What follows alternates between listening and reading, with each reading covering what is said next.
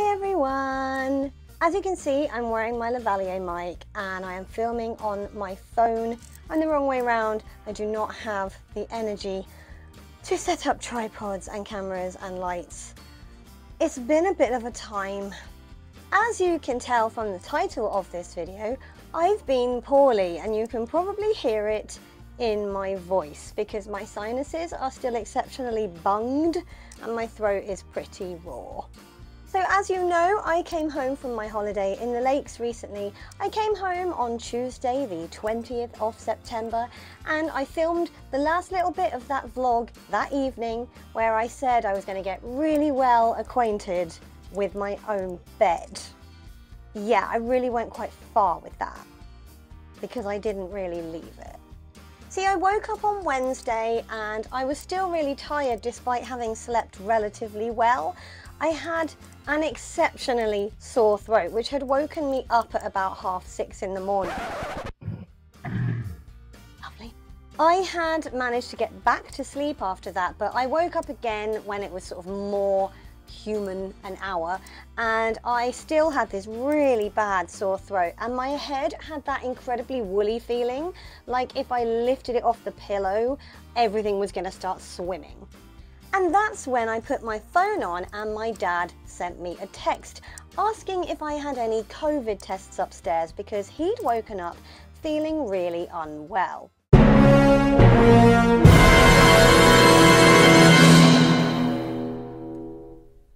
As it happens, being somebody who's clinically extremely vulnerable to COVID, I had several boxes under my bed and I told him, yeah, sure, just come into my room and grab one. I don't feel great, so I'm not going to get up.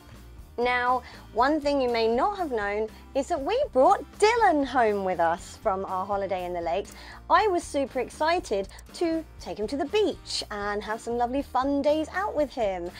That didn't happen. So Dad came into my room and took a COVID test from the box, and at that point Dylan came running into my room and got into bed with me, and I was like, I don't feel great. I'm slightly worried about him being here, but you know. Mum came in and sat on the edge of my bed, and next thing we knew, we had a text from Dad that just said, I have COVID. Naturally, the first thing I did was take a test, and guess what? So did I. Mum was negative that morning, and so she looked after Dylan for most of the day, whilst Dad and I basically just stayed in bed. I was completely right, and as soon as I did sit up, the whole room started to spin. It was very unpleasant. I felt pretty rough, but I felt really guilty about the fact that Mum was doing everything, so I would sort of lie down for about an hour and a half and then think, no, I need to get up. And I'd get up and I'd go and spend sort of half an hour or an hour around Dylan, but with an FFP2 mask on, so that I was keeping all my delightful germs to myself.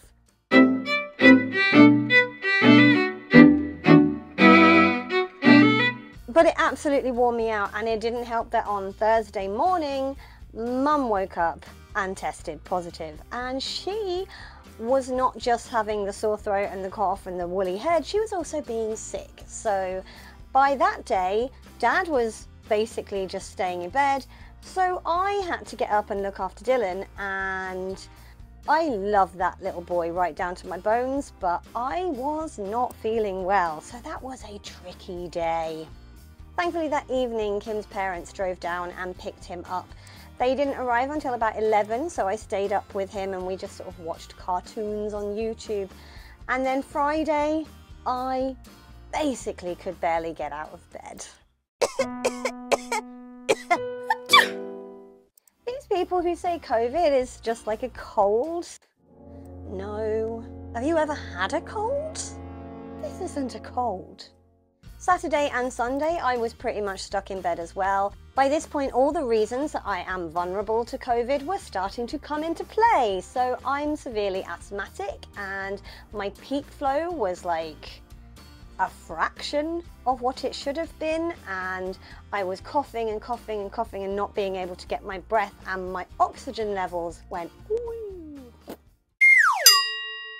At one point on Sunday evening, I was about something like 88% oxygen. which, if you look it up on the NHS website, is the amount at which you have to have emergency hospital treatment.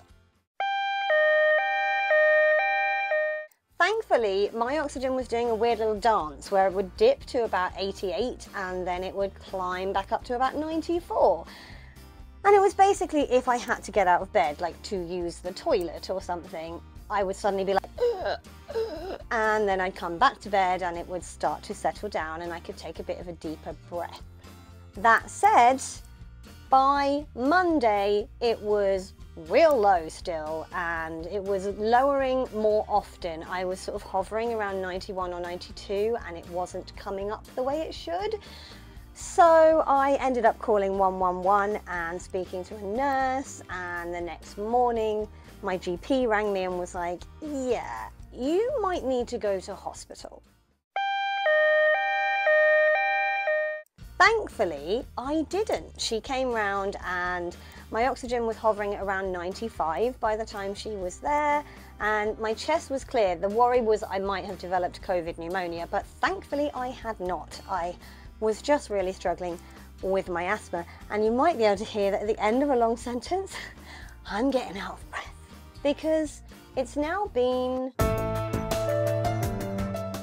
about 5 days since I tested negative, and my asthma is still really badly affected by it. So again, not just a freaking cold. I also spoke to like 2 medical professionals during this whole thing where they were like, oh yeah, if you got this in 2020, you'd probably have died. Thanks. But I lived to tell the tale. It was about Wednesday when I got my first negative result, sort of mid-morning, and I tested again that evening and it was still negative.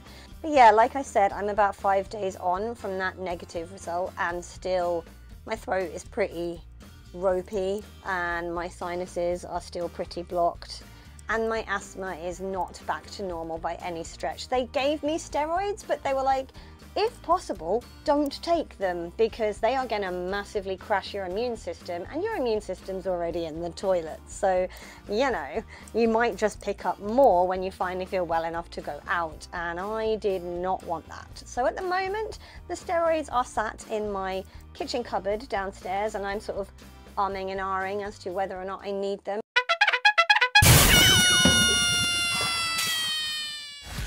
But yeah, it's been an unfun time, and I apologise for the fact that I couldn't be bothered to put lights up or the main camera. See what I mean about losing my breath mid-sentence? Wow.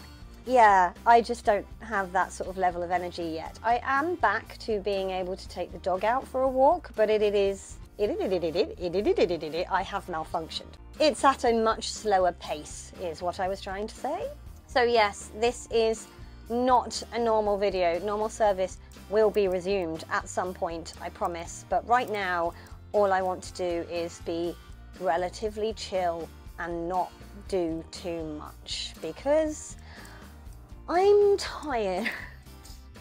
And I will probably talk more in future videos about the process of getting over COVID and sort of what I did. I mean, I watched beaches is essentially what I did.